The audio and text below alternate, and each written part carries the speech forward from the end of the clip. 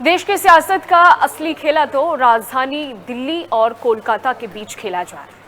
देखिए, जहां पश्चिम बंगाल में विधानसभा चुनाव हुए और ममता बनर्जी की पार्टी को करारी शिकस्त हाथ लगी। अब उनकी पार्टी टीएमसी का जो पत्ता है कहीं ना कहीं अब बिगड़ता हुआ नजर आ रहा है।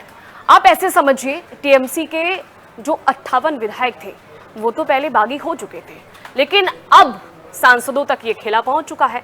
28 में से 20 सांसदों ने अब बगावत का जो झंडा है वो ऊंचा कर दिया है। क्या कुछ है इस खास रिपोर्ट में, दिखाते हैं आपको।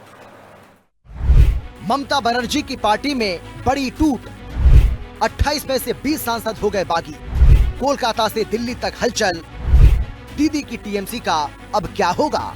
2026 के चुनावी नतीजों ने ममता बनर्जी को जो जख्म दिया था वो अब नासूर बन चुका है। दिल्ली में टीएमसी संसदीय दल दो फाड़ हो चुका है। वरिष्ठ सांसद काकोली घोष दस्तीदार की अगुवाई में करीब 20 बागी सांसदों ने लोकसभा अध्यक्ष ओम बिरला को एक सीक्रेट लेटर सौंपा है।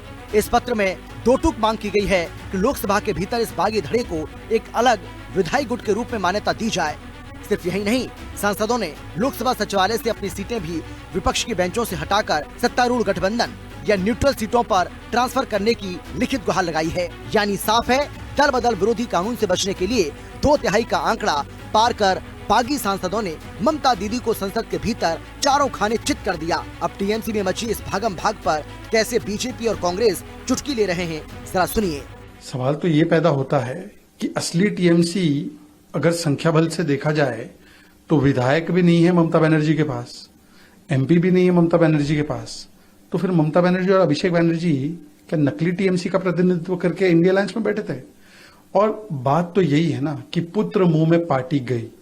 पहले पुत्र मुंह में जो हमने देखा है, कांग्रेस पार्टी बर्बाद हुई, डीएमके बर्बाद हुई, पुत्री मुंह में एनसीपी बर्बाद हुई और आज टीएमसी भी भतीजे मुंह में बर्बाद हो रही है। ममता बनर्जी अनफॉर्चुनेटली भतीजे को ज्यादा प्राथमिकता देती हैं, तो विधायक भी और सांसद भी उनके साथ नहीं रहना चाहते। मतलब पहले जनता ने रिजेक्ट किया, फिर जनप्रतिनिधि ने। बीजेपी जिसके साथ जाती है या जिस राज्य में जाती है वहाँ उसका पूरा तंत्र जाता है, षड्यंत्र जाता है, तंत्र जाता है, ईडी जाती है, सीबीआई जाती है, सब जाता है। तब टूट हो गई तो हो गई, उसको मानना ही पड़ेगा, उसमें तो कोई शक सुबह है ही नहीं। अब तो ये पार्टी गई, इसके मतलब कि बिल्कुल रेत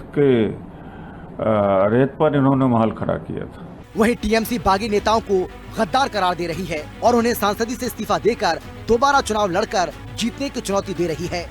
इस पूरे खेल के पीछे बीजेपी की गहरी चुनावी स्क्रिप्ट बताई जा रही है। सूत्रों की माने तो शुभेंदु अधिकारी और केंद्रीय मंत्रियों की मध्यस्थता के बाद इन 20 सांसदों का एनडीए में शामिल होना लगभग तय है।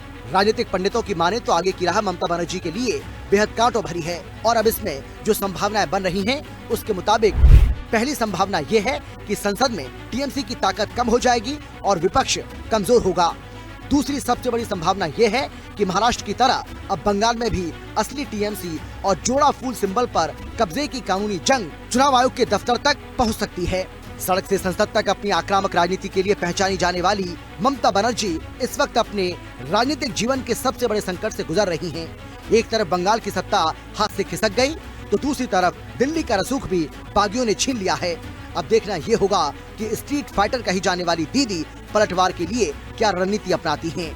ब्यूरो रिपोर्ट, हिंदी खबर।